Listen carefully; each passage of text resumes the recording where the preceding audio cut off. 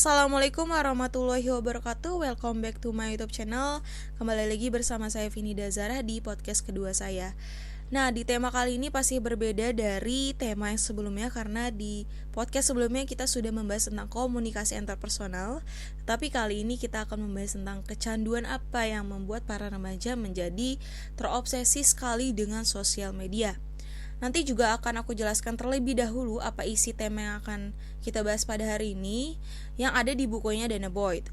Nanti juga kita ada sesi tanya jawab bersama narasumber kita pada kesempatan kali ini. Beliau merupakan mahasiswa dari Unkris. Oke, buat teman-teman yang di rumah pasti penasaran banget kan sama podcast saya pada hari ini. Makanya jangan di skip-skip, kalau bisa terus dengerin podcast saya sampai perbincangan podcast ini selesai. Oke, langsung aja kita ke penjelasannya. Di dalam buku Dana Boyd dijelaskan ada sebuah artikel pada tahun 2009 di New York, di mana psikolog Kimberly Young, beliau merupakan direktur pusat pada pemulihan kecanduan internet. Beliau menjelaskan kisah remaja yang berkecanduan pada salah satu platform sosial media, yaitu Facebook, dan diambil pada kisahnya Andre juga teman-temannya yang sebagai salah satu remaja yang kecenderungan dengan sosial media yang mereka miliki, yaitu Facebook. Namun bagusnya di sini dijelaskan Andre sadar akan apa yang dia rasakan ketika ia selalu membuka Facebook selama hampir 2 jam lebih. Bahkan ia tidak bisa tidur kalau belum membuka akun Facebooknya. Lalu Andre berpikir dan mengatakan bahwa ini sangat buruk untuknya. Juga ini tidak akan membuatnya lebih dewasa. Akhirnya dia juga teman-temannya sepakat untuk menonaktifkan profil di akun Facebook yang mereka punya. Banyak sekali kasus-kasus seperti Andre ini dan juga teman-temannya dijelaskan di sini, bahkan di negara yang berbeda. Sangat menarik sekali sih ini untuk saya membaca di part ini, karena saya juga merupakan salah satu bagian yang sama dengan kasus tadi. Namun itu dulu, sekarang bahkan saya tidak memainkan Facebook saya lagi. Tetapi ini bukan berarti saya tidak memainkan sosial media yang saya miliki. Hanya saja sekarang saya lebih beralih ke sosial media Instagram. Lalu jadi memang apa yang Andre rasakan itu sama seperti saya dulu gitu kan. Saya juga dulu selalu bermain Facebook. Kadang apa saja hal yang nggak penting aja saya upload gitu kan di Facebook. Terus dan memang ini buat teman-teman yang kelahiran 2000-an pasti tahu platform sosial media yang pertama kali digunakan adalah Facebook. Walaupun memang ada salah satu sosial media yang benar-benar pertama kali dibuat, yaitu adalah MySpace. MySpace yang pertama kali dibuat sebagai situs media sosial. Balik lagi ke topik ya utama, memang kalau dipikir-pikir kecanduan itu amat sangat berbahaya, bukan hanya mental tetapi juga cara berpikir kita. Dalam arti kita bisa jadi lemot dalam berpikir. Lalu apalagi stabilitas emosional kita terganggu ketika melihat update-updatean yang berbau kejahatan atau bullying kan, dan lain sebagainya. Lalu kita jadi tidak peduli dengan diri kita sendiri gitu, kayak cuek banget sama diri kita sendiri, juga lingkungan sekitar kita. Jadi seakan-akan kita tuh nah ini yang disebut juga terobsesi dengan apa yang kita punya gitu, sosial media yang kita punya disebutkan. Jadi kita kayak seperti permainkan atau dipengaruhi oleh sosial media yang kita punya. Kalau ditanya kecanduan apa yang membuat para remaja terobsesi dengan sosial media, gini aja, sekarang aja tuh apa-apa udah serba teknologi, segala berita, informasi semua kita sudah bisa baca, kita bisa terima melalui link www yang sudah tersedia gitu kan. Nah, jadi mungkin itu juga termasuk salah satu bagian dari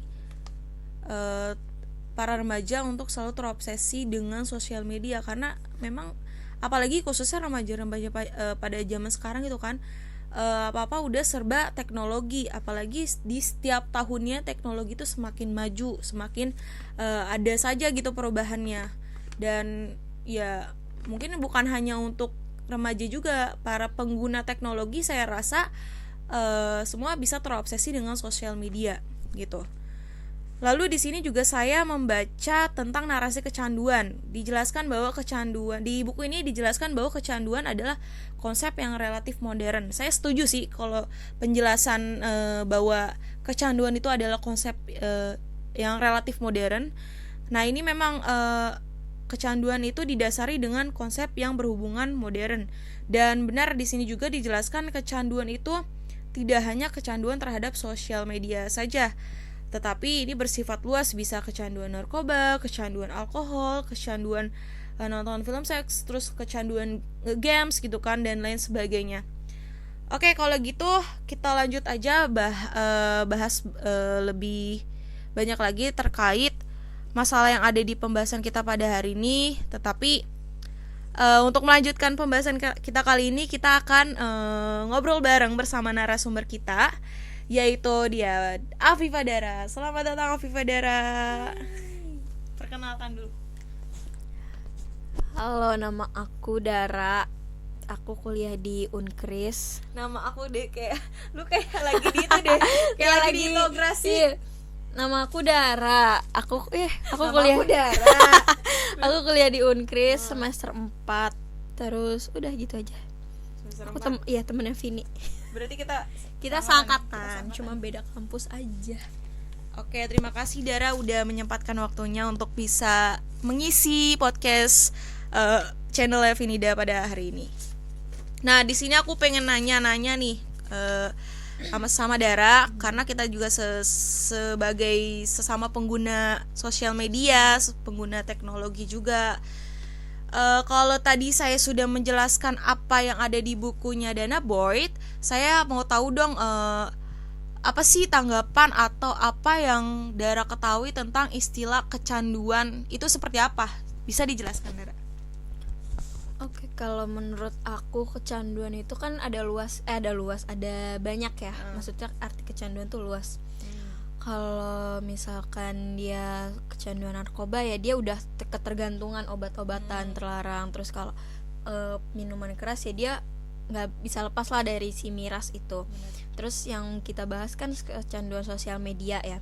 Jadi kalau menurut aku kecanduan sosial media itu dia benar-benar gak bisa lepas yang namanya sosial media. Kayak ya udah setengah hidupnya didedikasikan untuk sosial media aja gitu. Kayak bangun tidur buka sosial media, lagi apa sosial media, atau update atau gimana gitu sih menurut aku. Ya, apa yang Dara sampaikan tadi itu benar banget sih, sama seperti penjelasan yang ada di bukunya Dana Boyd, bahwa kecanduan itu sifatnya memang sangat luas ya. Jadi kecanduan itu kalau menurut aku tuh ada kecanduan yang positif dan juga negatif sih Dar. Karena kecanduan positif itu mungkin kita salah satunya kita selalu main sosial media tapi kita memanfaatkannya dengan sebaik-baiknya. Kayak misalkan kita membangun bisnis atau membuat kreativitas sesuatu yang kita kuasai gitu. Nah, mungkin itu perbedaannya dari kecanduan yang positif. Lalu kecanduan yang negatifnya mungkin kita kayak lebih lupa diri ya, lupa waktu, lupa tempat, dan ya gitu dah, lebih egois lah dia ibaratnya. Dan itu memang kalau kecanduan yang negatif itu sangat yang tadi sudah saya jelasin sebelumnya, itu sangat-sangat berpengaruh pada mental kita, juga cara berperilaku kita gitu kan. Kita jadi cuek, kita jadi lemot dan lain sebagainya. Nah, lalu ya pertanyaan selanjutnya di tema kali ini kan kita batuk. Bukan corona. Bukan corona. Di tema kali ini kan kita membahas tentang kecanduan apa yang membuat remaja menjadi terobsesi dengan sosial media. Nah, menurut Dara sendiri kecanduannya itu seperti apa sehingga remaja, apalagi khususnya remaja zaman sekarang ya, terobsesi sekali dengan sosial media. Jadi maksudnya apa yang membuat para remaja itu menjadi terobsesi dengan sosial media gitu? Oke. Kalau aku ya sendiri ya ngalaminnya, ini dari diri aku, kalau kecanduan sosial media tuh mungkin karena kita ngerasa bosen pertama. Apalagi lagi masa karantina gini kan, kayak udah mau ngapa-ngapain aja tuh udah nggak tahu lagi mau ngapain gitu, sampai bosen, kayak tiduran aja udah bosen gitu kan. Bener. Jadi kita tuh ya udah larinya ke sosial media lagi, ke sosial media lagi. Nah, yang aku temuin di sosial media, biasanya orang kecanduan sosial media itu karena dia merasa di sosial media itu dia merasa diperhatikan oleh orang lain, mendapat perhatian gitu kan. Kayak gimana sih, kayak misalkan bikin drama apa gitu, gimmick apa di sosial media gitu kan. Jadi dia kayak gue kemarin abis bikin ini, gue langsung viral, gue bikin lagi gitu. Jadinya tuh dia kecanduan buat bersosial media tuh karena dia ngerasakan manfaat di diri dia tuh kayak gimana gitu. Kalau itu sisi negatifnya ya. Kalau sisi positifnya, kita dari sosial media tuh bisa dapat apapun, kayak misalkan di Instagram kita bisa jualan di Instagram. Benar. Apalagi di Instagram tuh pendapatan yang kita dapat dari kita promosi di Instagram tuh lebih banyak biasanya kan, karena orang zaman sekarang pasti lebih seneng main sosial media. Rata-rata sih main Instagram. Sampai bocil-bocil aja sekarang main Instagram. Iya, kayak Instagram, Twitter itu tuh pasti lebih banyak ininya lebih banyak keuntungannya ya kalau buat orang berjualan. Jadi, gue jualan di sini udah laku nih. Gue jadi jadi terpacu. Jadi kalau terpacu gitu kan jadi kayak lagi deh gitu. Jadi kayak kita kayak ke orang kecanduan ya. Jadinya kita ya udahlah, gue ini aja, main sosial media aja gitu. Nah, apalagi kan kalau di Instagram itu, sorry ya Dar, gue potong. Nah, apalagi kan di Instagram itu udah kita bisa lihat nih apa sih orang-orang, berapa orang yang udah melihat Instagram kita, profil kita gitu, story kita, itu kan bisa terlihat banget. Makanya Instagram memang sangat-sangat itu sih, sangat-sangat menjadi peluang buat kalian yang ingin berbisnis atau membuat konten kreatif lainnya. Makanya orang jadi kadang tapi nggak sedikit juga yang memanfaatkan sosial media itu karena dia dapatnya negatifnya gitu loh. Kayak tadi yang aku bilang, dia jadi kecanduan karena orang kayak misalkan dia panjat sosial atau gimana gitu kan. Iya, pansos. Itu kan dia jadi kecanduan. Gue temenan sama ini, jadinya gue punya followers yang banyak gitu kan. Gue main sosial media aja lagi gitu. Itu sih menurut aku. Gitu aja. Oke. Ya benar banget ya. Jadi buat teman-teman yang di rumah bisa tahu ya apa sih yang membuat kecanduan bagi para remaja terhadap sosial media. Tapi mungkin kalau menjadi terobsesi itu karena yang tadi sudah aku jelasin ya guys, karena di zaman sekarang tuh apa-apa serba teknologi. Nggak hanya remaja, kita pun semua, orang tua kita, pokoknya semua yang menggunakan teknologi handphone ataupun laptop itu pasti sangat terobsesi dengan sosial media. Karena apa? Karena semua berita, semua informasi, semua udah kita bisa lihat langsung di sosial media, di internet itu sendiri. Ada melalui link www yang dibuat gitu kan. Berita pun juga udah ya di sosial media tuh udah banyak banget dibikinnya secara online gitu loh. Makanya orang lebih seneng pakai sosial media ya itu, jadinya karena jadi kecanduan karena dia keseringan pakai gitu. Jadi kalau menurut kita berdua karena kita sependapat, jadi kecanduan itu yang seperti tadi sudah Dara jelasin, tetapi kalau untuk terobsesinya kalau menurut kita tidak hanya bagi remaja sih, tapi semua pengguna teknologi mungkin menurut aku itu sudah menjadi terobsesi gitu akan sosial media. Karena mereka otomatis kalau mereka punya teknologi berarti dia juga punya sosial medianya gitu kan. Lalu selanjutnya nih Dara, aku mau tanya sama kamu, Dara pernah gak sih ngalamin kejadian yang benar-benar tidak menyenangkan yang terjadi di sosial media yang Dara punya, dan itu benar-benar terjadi dan itu benar-benar kayak sakit hati banget gitu buat Dara gitu? Oke, aku sih paling ya kayak misalkan nih, aku jujur aja ya, aku kan orangnya gendut ya. Sama gue juga gendut gitu, jadi paling ya gitu orang-orang yang iseng aja jari-jarinya kayak kok gendut banget gitu, bullying, saya berbullying, body shaming gitu kan, kok gendut banget. Ya kita kalau kayak gitu bisanya apa? kita bales. Kalau emang aku moodnya lagi nggak enak ya aku bales karena aku kesel kan. Cuma kalau aku lagi ya bodo amat, ya udah aku bilang aja makasih atau aku read aja udah gitu sih.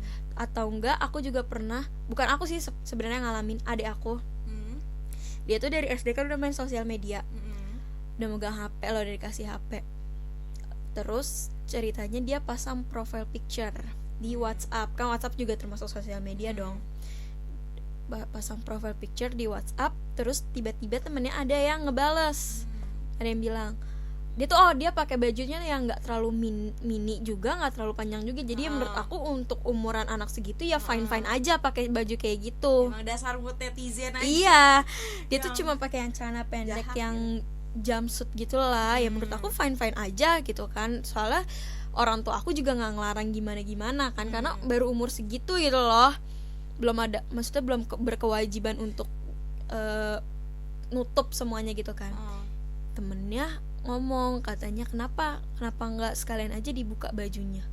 Ya anak digituin, anak kecil digituin kan jadi kayak ngedown kan. Jadi tuh sekarang gara-gara dia sering dibully itu lewat sosial media atau langsung, dia sekarang jadi anaknya minderan, mau pakai apa tuh jadi minderan. Iya itu tuh pengaruh banget kalau kalian ngebully orang, mau di sosial media mau langsung, itu tuh berpengaruh besar, apalagi anaknya anak kecil. Jadi dia selalu ingat di otaknya kalau gue kayak gini nanti dikomenin gini, kalau gue begini nanti orang lain gak suka kayak gitu. Itu yang dibilang sangat mempengaruhi mental seseorang ya dalam benar sebuah bullying gitu.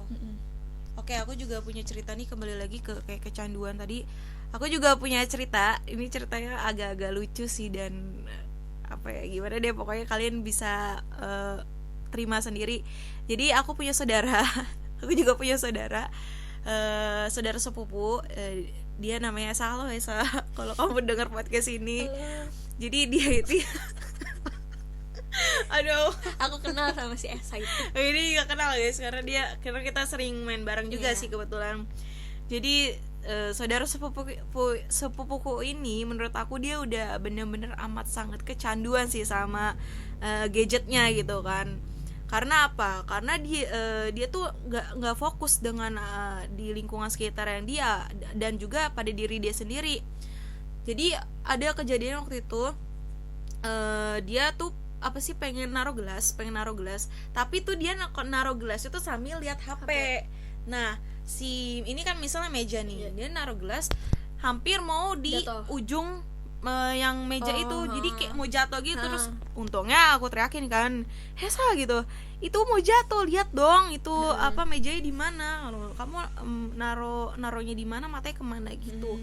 Terus lalu ada kejadian lagi, banyak sih kejadian yang dialami sama saudara sepupuku ini, karena memang dia udah sangat amat kecanduan sih menurut aku. Terus kejadian selanjutnya itu waktu kita lagi di luar, terus udah sampai ke tempat tujuan, dan kita berhenti di pinggir jalan. Kita parkir di pinggir jalan, parkir mobil di pinggir jalan.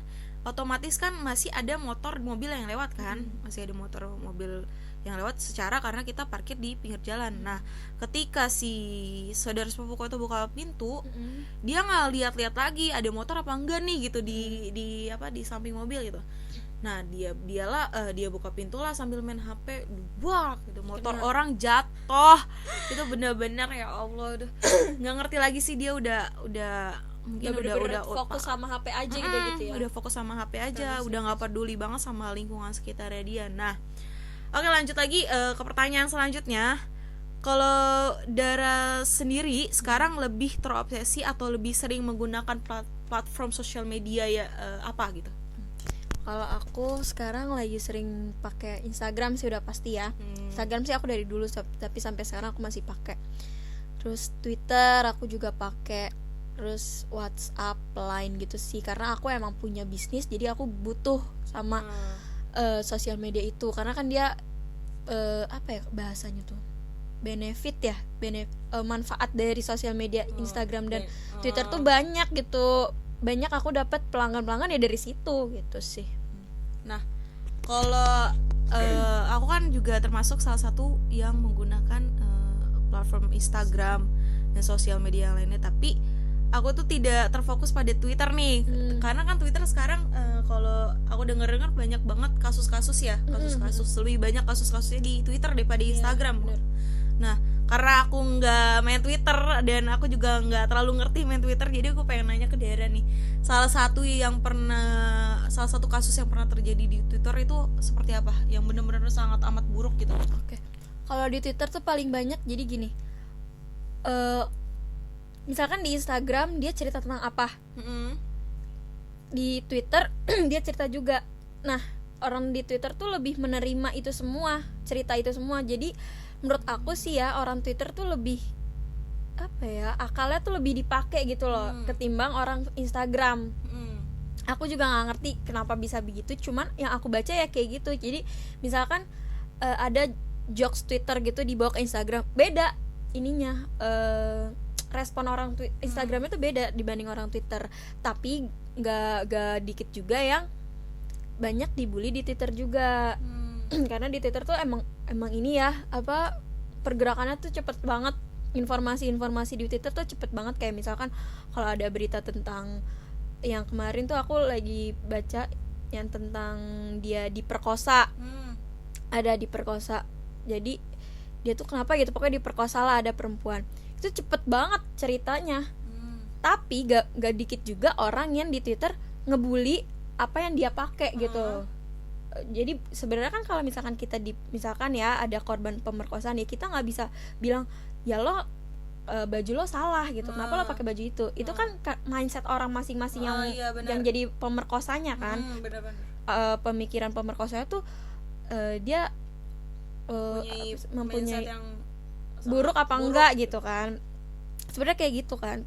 Cuman kalau menurut aku sih Twitter nggak melulu buruknya ya, ada juga yang manfaatnya, kayak lebih banyak informasi yang aku dapat tuh dari Twitter ketimbang dari Instagram gitu. Justru lebih cepat pergerakannya tuh di Twitter ketimbang di Instagram gitu. Oke, berarti bisa disimpulkan bahwa memang di Twitter tuh yang lebih aktif ya, apa, interaksi sosialnya yang lebih aktif dibandingkan Instagram gitu. Betul. Nah, ini terakhir nih, ada nggak sih pesan atau yang ingin Dara sampaikan buat teman-teman semua yang ada di rumah untuk bisa menjadi pengguna teknologi, sebagai pengguna teknologi, agar kita bisa tetap aman menggunakannya, terus tetap menerima dengan baik segala informasinya gitu. Ada nggak sih yang ingin Dara sampaikan? Oke, menurut aku ya, kalau dari cara itunya, kita bijaklah dalam bersosial media. Kayak manfaatin sosial media yang kalian punya, kayak misalnya tadi Instagram atau Twitter, ya kalian manfaatin. Misalkan kalian punya bisnis, ya kalian promoin di situ. Atau kayak misalkan kalian seneng nulis apa, kayak lagi galau gitu kan, biasanya kita suka nulis apa, ya kalian utarain di Instagram atau Twitter gitu. Nggak usah peduliin apa kata orang. Benar. Ya udah, cuek aja, itu Instagram kita gitu kan. Tapi harus tahu batasan-batasannya sampai mana. Jangan sampai kayak kalian dikasih tahu cuman kalian ngegas ya bahasanya tuh, marah juga gitu, nggak mau dikasih tahu, itu juga nggak baik. Iya, keras kepala, itu juga nggak baik. Jadi harus manfaatin bener-bener sosial media itu.